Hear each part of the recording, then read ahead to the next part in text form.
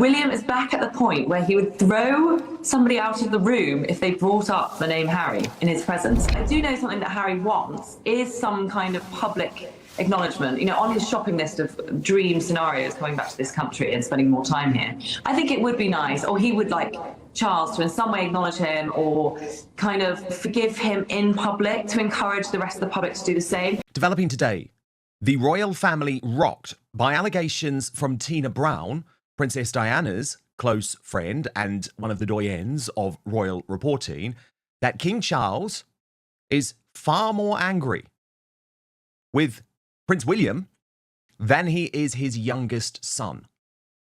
Now, we're going to get the real story with Prince Harry's biographer and our royal mastermind, Angela Levin, very shortly. But first, let me take you through Tina Brown's reporting. There are secrets the palace doesn't want you to know. Secret meetings held behind closed doors. Plans being drawn up in hushed corridors of power. And at the center of it all, a future king who has finally run out of patience. His name is Prince William. And according to explosive new reports, he's preparing to do something his father has been too afraid to do for years. Something that could end Harry and Meghan's royal story forever. This isn't just family drama anymore. This is about power, legacy, and the future of the British monarchy itself. Because what William is planning won't just hurt Harry and Meghan. It could destroy them completely. Radar Online has just dropped a bombshell, and it's sending shockwaves through royal circles on both sides of the Atlantic. They're reporting that Prince William, the future King of England, has a plan, a ruthless plan. Some are calling it to strip Harry and Meghan of their Sussex titles the moment he takes the throne. And here's what makes this so explosive. Palace insiders say it's not just talk anymore. They claim secret meetings have already taken place, that an actionable plan has been put in place, that behind the scenes the royal family has quietly sanctioned this move. If the Sussexes step out of line just one more time. Now, let's be clear about what we're really talking about here. Because those titles, Duke and Duchess of Sussex, they're not just fancy words. They're not ceremonial. They're not symbolic. They're currency. In the world Harry and Meghan now inhabit, those titles are everything. They're the reason Netflix gave them $100 million. They're why audiences pay to hear them speak. They're the foundation of every business deal, every brand partnership, every attempt to build their empire in California. Without those titles, Harry and Meghan aren't royalty. They're just another celebrity couple trying to make it in Hollywood.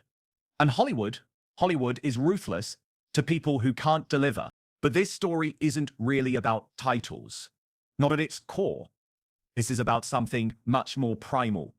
This is about betrayal, about family, about a brother who feels he's been publicly humiliated and who's finally ready to fight back. Think about what William has endured. His brother wrote a book, a best-selling memoir called Spare, that accused him of physical violence, that painted him as cold, cruel, unfeeling, that aired the most private moments of their relationship for the entire world to consume. Meghan gave interviews suggesting his wife, Catherine, was hostile to her, that the institution William is destined to lead is racist to its core, that everything he represents is broken and toxic. And through it all, William has remained silent, dignified, following the royal motto, never complain, never explain.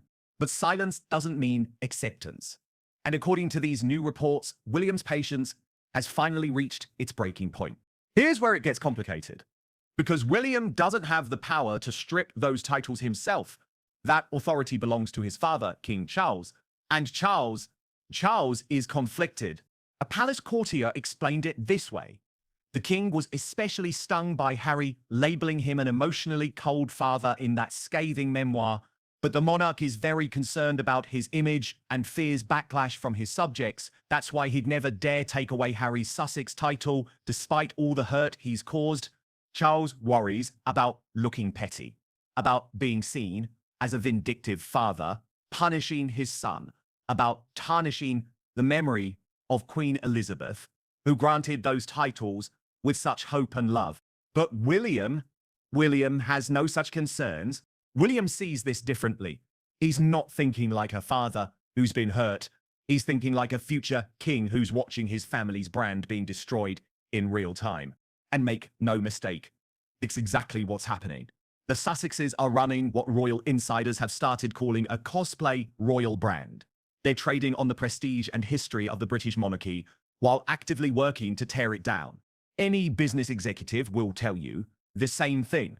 If someone is using your brand to make money while damaging your reputation, you shut it down immediately. You protect what you've built. You don't let it continue out of sentiment or hope that things will somehow get better. The British monarchy is a brand. It might be a 1,000-year-old institution, but in the modern world, it operates by the same rules as any other brand. And right now, there are two people in California who are diluting that brand every single day. And here's what makes William's position even stronger. Other royal families have already done this. They've drawn clear lines and enforced them. Sweden has a rule written into its constitution. Royal children must be raised and educated in the country to keep their titles and places in the line of succession. Princess Madeleine of Sweden learned this firsthand. She lived in New York, then London, then spent 6 years in Florida. The Swedish government gave her some leeway because of her husband's career. But when it became clear her children might lose their titles permanently, she made a choice. She moved back to Sweden because she understood the deal. If you want the titles, you accept the responsibilities. Denmark did something even more dramatic. Queen Margrethe stripped her second son's children of their prince and princess titles entirely. They became counts and countesses instead. There was some initial controversy, but people understood monarchies are streamlining. There's no room anymore for people who want the prestige without the duty. So the precedent is there. The legal framework exists. What's missing is the will to act. And that's where William comes in. Because while Charles hesitates, William is reportedly pushing, urging his father to make the move. Building the case behind the scenes, making it clear that when he becomes king, this is happening whether his father does it or not. And that's the real story here. The secret meetings Radar Online is reporting about, those aren't theoretical discussions. According to their sources, the palace has already begun putting together an actionable plan. They're preparing for the parliamentary process. They're gaming out the public relations strategy. They're getting ready. The only question is timing. Will Charles finally act, or will Harry and Meghan's titles survive until William takes the throne? But to really understand why this matters so much, we need to talk about why Harry and Meghan are so desperate to keep those titles in the first place. And that means we need to talk about something that makes a lot of people uncomfortable. We need to talk about the real foundation of their marriage. Before Meghan met Harry, she was looking for something very specific. And we know this because her actions tell the story more clearly than any denial ever could. She wasn't just open to dating British men. She was actively seeking them out. Matt Cardle, who won the X Factor and is now a touring West End performer. Max George, the lead singer of The Wanted, who now performs with one remaining band member. Ashley Cole, the former professional footballer who was famously known as one of Britain's biggest love rats after his failed marriage to Cheryl Cole. These weren't coincidences. These were targets. Men with fame in Britain. Men with connections. Men who could potentially open doors. And then she met Harry. The jackpot. Not just famous, not just connected. Royalty. A prince. With a title, a platform, and access to wealth and influence she could never have achieved on her own. Now some people will say, this is too harsh. That we can't know what's in someone's heart. That maybe she really did fall in love. And fair enough. We're not mind readers. But we can look at the pattern of behavior. We can follow the money. We can watch what someone does when they think no one's paying attention. And what Meghan has done consistently and repeatedly is monetize that royal connection. Every single business venture, every interview, every deal. It all comes back to those titles. Duke and Duchess of Sussex. This year alone, we've watched her push affiliate links, trying to get followers to buy clothes. She's launched a lifestyle brand from her $15 million mansion that feels like a parody of royal elegance. She wears expensive jewelry and designer outfits to events where she talks about authenticity and struggle. And through it all, there's been a desperation to it. A hunger that doesn't quite fit with someone who claims to have walked away from the royal family because they were so unhappy there. Royal commentators have started saying it more openly now. Meghan didn't marry Harry because she loved him. She married him because she loved what he represented. The title, the money, the platform, the path to becoming not just famous, but important. And Harry was the fool who fell for it. Because here's the really heartbreaking part of this story. Harry is trapped now, completely and totally trapped. And it's not clear he even fully understands how it happened. Think about his situation. He's living in California, thousands of miles from everyone he grew up with. His children are American, being raised in a country he barely understands. His wife controls the money, the business deals, the public narrative. His memoir, Spare, was probably their biggest financial success. And now that's done, sold, squeezed dry. Netflix doesn't have any future projects planned. With Harry, Meghan's the one getting the lifestyle shows, the cooking segments, the brand deals. Harry shows up for Invictus Games, and even that gets overshadowed by Meghan's arrivals and departures and what she's wearing, and the money is burning away.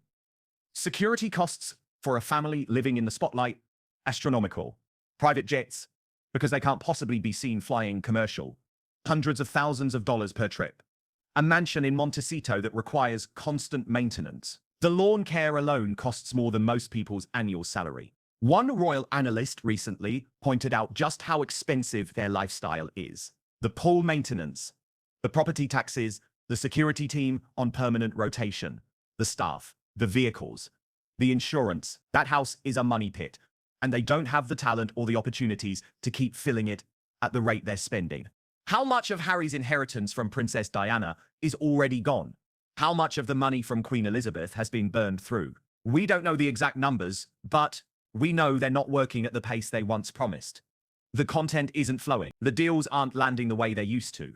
And that creates a very specific kind of pressure in a marriage, because Meghan has been smart about this. Probably smarter than Harry has realized. She's isolated him, yes, but she's done it in a way that makes it almost impossible for him to leave. The children are in California. That's not an accident. Every day they stay there, it becomes harder for Harry to argue he belongs anywhere else. The business ventures are in her name, or structured, so she maintains control. The Netflix relationship favors her projects. The brand deals are hers. She even gave him space to focus on his charities. Sure, Harry, go do your Invictus Games. Focus on your causes.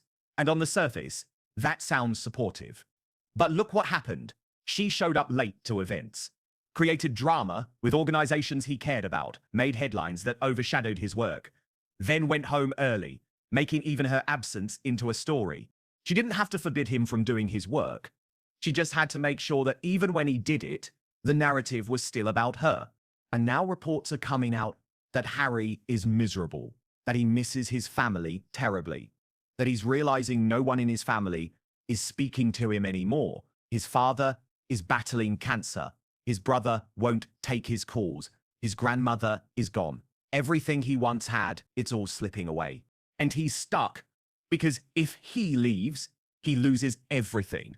The children, the financial security, whatever remains of his public identity. Meghan has made sure of that. Some people call this manipulation.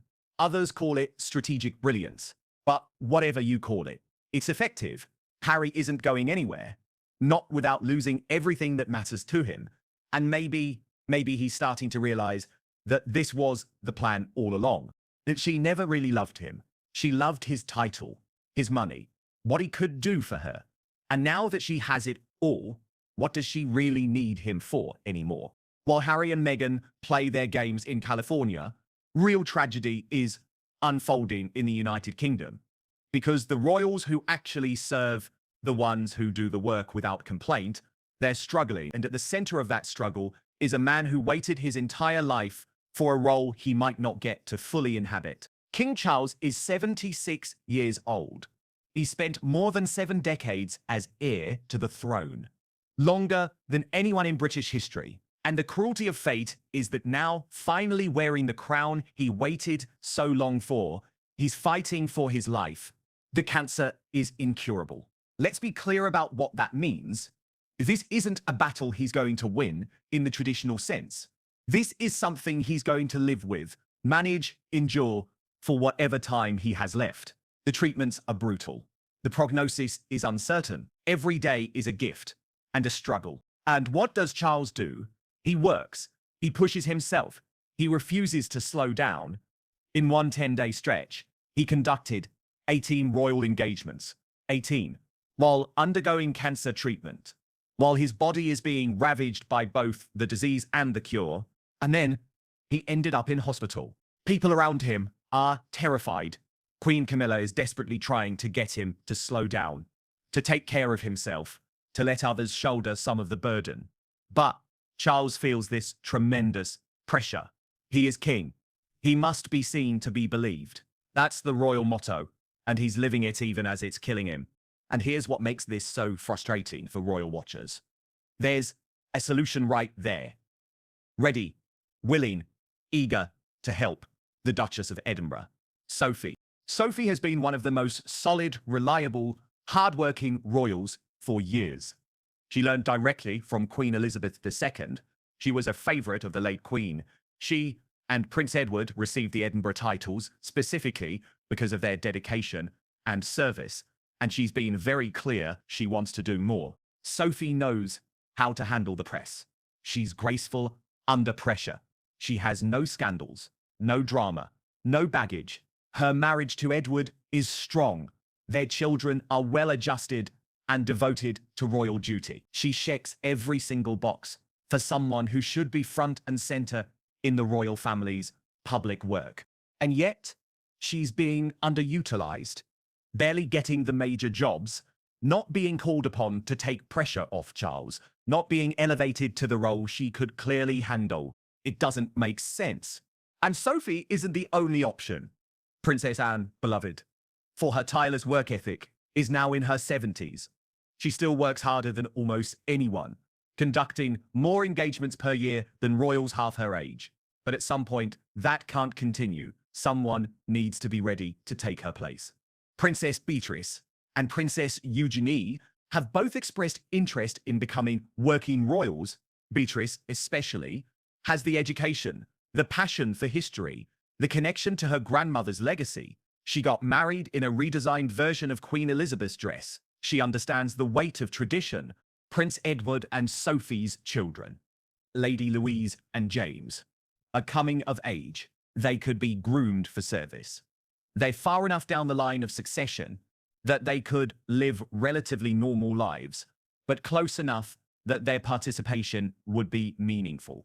But Charles has this vision of a streamlined monarchy, fewer working royals, more focus on the direct line of succession. And maybe that made sense when it was formulated, when Harry and Meghan were still working royals, when everyone was younger and healthier, but they're gone now. Harry and Meghan left a massive void in the younger generation of working royals, and nobody adjusted the plan. So now you have a royal family where the average age of working members is in the mid to late 60s. The Duke of Kent is in his 80s. The Gloucesters are in their 70s. Who does the bread and butter work? The community visits? The small engagements in random towns that don't make headlines but mean everything to the people who attend them. Princess Anne has been carrying that load for years, but she can't do it forever. William and Catherine's children will eventually become working royals. George certainly will. Charlotte and Louis might choose to. But they're children right now. It could be 15 years before George is ready, 20 years before all three are actively serving. William has made it clear he's going to give them as much normalcy as possible. Let them choose their paths. That's beautiful. That's good parenting. But it's also a time bomb for the institution. Because who fills the gap? The answer is staring everyone in the face. Use Sophie and Edward. Bring in Beatrice. Let Eugenie serve if she wants to. Expand the working family instead of continuing to shrink it. Modernization doesn't have to mean fewer people. It can mean a more flexible, responsive institution that adapts to circumstances. But that would require Charles to let go of his vision, to admit that the plan needs revision, to delegate and trust others to carry the weight. And so far, he hasn't done that. And meanwhile, he's working himself to death. Literally, while his son is trapped in California, while his daughter-in-law battles cancer, while his sister-in-law stands ready to help but isn't being asked, Charles is pushing himself to the breaking point because he feels he has no choice. Someone needs to tell him, you have a choice. You have family members ready to serve. Use them, trust them, let them help before it's too late. Which brings us back to William and the plan, and what happens when Charles is no longer king. Because everything we've talked about, the titles, the betrayal, the isolation, the trapped marriage, the overworked king, the underutilized royals, it's all connected. And it's all leading to one inevitable conclusion. William is going to act. The reports from Radar Online aren't speculation. They're confirmation of what people close to the palace have been saying privately for months. William is done waiting. He's done hoping things will get better. He's done watching his father agonize over a decision that should have been made years ago. When Charles passes away, when William becomes king, the first order of business will be dealing with the Sussex problem. And dealing with it doesn't mean reconciliation. It doesn't mean finding a compromise. It means ending it. Stripping titles requires an act of parliament. It's not something a king can do unilaterally. But here's what the reports are revealing. The palace has already begun preparing for this. They've held secret meetings, they've consulted with legal advisors, they've mapped out the parliamentary process. They know exactly how to do it and how long it will take. They're just waiting for the right moment. The phrase palace insiders keep using is interesting. If they step out of line again, that's the trigger. One more attack on the royal family. One more interview where they play victim while cashing in on the titles. One more Netflix project that trades on royal connections while trashing royal values. That's all it takes. The plan is already in place. The mechanism is ready. They're just waiting for the excuse. And public opinion, it's shifting. In the early days after Harry and Meghan left, there was sympathy. People felt they'd been treated unfairly. But maybe the institution really was as cold and racist as they claimed. That they deserved a chance to build a new life. But years have passed now. And what have we seen? Constant attacks on the family, endless monetization of the royal connection, hypocrisy about privacy while selling their story to anyone who'll pay, a lifestyle that cost millions, while they lecture others about values and authenticity. The sympathy is gone. For many people, the question now isn't whether Harry and Meghan should lose their titles, it's why they still have them. Of course, not everyone agrees. There are people who argue that stripping the titles would be a massive own goal for the royals, that it would fuel Harry and Meghan's victim narrative, that it would give them another grievance to exploit, another book to write, another interview to sell. Make them martyrs, and they become more powerful, not less. That's the argument. But here's the counter to that. Harry and Meghan are going to play victim no matter what happens. They've shown that clearly they'll find grievances whether they're given reasons or not. Trying to appease them hasn't worked. Giving them space hasn't worked. Hoping they'll eventually calm down and move on hasn't worked. So maybe it's time to stop worrying about their narrative and start protecting the institution. Because without those titles, without that official connection, they lose their primary currency. They become just another celebrity couple with a story to tell. And in Hollywood, there are a million of those. Make no mistake, losing those titles would be devastating for them. The Sussex title is the cornerstone of everything they've built. It's in the names of their businesses. It's how they introduce themselves. It's what makes them special instead of just another pair of wealthy people with famous connections. Netflix deals, speaking engagements, brand partnerships. All of that depends on the prestige that title carries.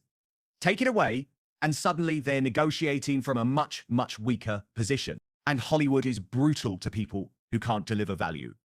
Right now, Harry and Meghan are interesting because of their connection to royalty, because they have stories from inside the palace, because they represent drama and conflict and insider access. But if those titles are stripped, if the break becomes total and complete, what do they have left to sell? Old grievances? Fading relevance? The story of what used to be. The content while runs dry. The interest fades. The phone stops ringing. That's the reality they'd be facing. So will Charles act before he passes? Will he finally overcome his hesitation and do what William is urging him to do? Or will this decision fall to William when he takes the throne? The smart money is on William. Charles is simply too conflicted, too invested in the idea that maybe, somehow, reconciliation is still possible, too worried about looking petty or cruel, too concerned about his legacy as a father. But William has clarity. He sees this as an institutional issue, not a personal one. Or maybe more accurately, he's able to separate the personal pain from the institutional necessity. And when he becomes king, he'll have the authority and the will to do what needs to be done. When that happens, depends on Charles's health. And that's the tragic variable in all of this. Charles is fighting for his life right now. The cancer is incurable. The treatments are ongoing. He could have years left, or he could have months. No one really knows. But whenever that moment comes, whenever William takes the throne, the clock starts ticking for Harry and Meghan. And if the reports are true, if the secret meetings have really happened, if the actionable plan is really in place, then it won't take long. William will pull the trigger, Parliament will act, and the titles will be gone, and that will be it. The final, definitive break between Harry and the family he was born into. No more ambiguity, no more hope for reconciliation, no more playing both sides, being royal when it's convenient and private when it's not. Just two people in California, without titles, without official status, without the one thing that made them special in the eyes of the world that pays attention to these things. Is that justice? Is that revenge? Is that simply the inevitable consequence of burning too many bridges? Maybe it's all three. Harry wrote in his memoir that he always knew he was the spare, that William was the heir, and he was just extra. Insurance, a backup plan. And that knowledge shaped his entire life, filled him with resentment and pain. But here's the irony. When he finally tried to break free, when he married someone who promised him a different kind of life, when he walked away from the duties and constraints of being a working royal, he didn't escape. He just traded one kind of trap for another. And now William, the brother he resented for having the power and the position and a future crown, William is the one who will decide his fate. One more time. One last time. Think about that for a moment. Two brothers who grew up together, who lost their mother together, who walked behind her coffin together while the world watched. Two brothers who should have been each other's greatest allies in a world that put impossible pressure on them both. And now they're not even speaking. Harry is isolated in California, reportedly miserable, missing a family that won't talk to him. William is preparing to strip him of the one thing he has left that connects him to his heritage. There's no winner here. There's just loss and pain and the wreckage of what could have been. But from the monarchy's point of view, this isn't about personal relationships. It's about survival. The institution has endured for over 1,000 years because it adapts, because it makes hard decisions, because when someone threatens its legitimacy or its future, it protects itself. Harry and Meghan made a choice. When they left, they chose money over duty, California over Britain, celebrity over service, and then insult to injury. They chose to attack the institution while still benefiting from their connection to it. The monarchy is simply responding in kind. You can't have it both ways. You can't trash the family and keep the titles. You can't live in America and call yourself a British Duke and Duchess. You can't monetize the connection while declaring how much you hate it. At some point, the institution has to say enough. This ends now. And so we're left with one final question. Not whether this will happen. The reporting is too specific. The sources too confident. This is happening. The only question is when. Will Charles find the strength to do it? Will he overcome his conflicted feelings and act as a king rather than a father? Will he strip the titles while he's still alive, sparing William from having to be the one to do it? Or will this be William's first major act as king? The opening move of his reign, the signal that a new era has begun, and old grievances will no longer be tolerated. We don't know yet, but the wheels are in motion. The meetings have happened, the plans are in place, and everyone involved knows that the clock is ticking. Harry and Meghan can feel it.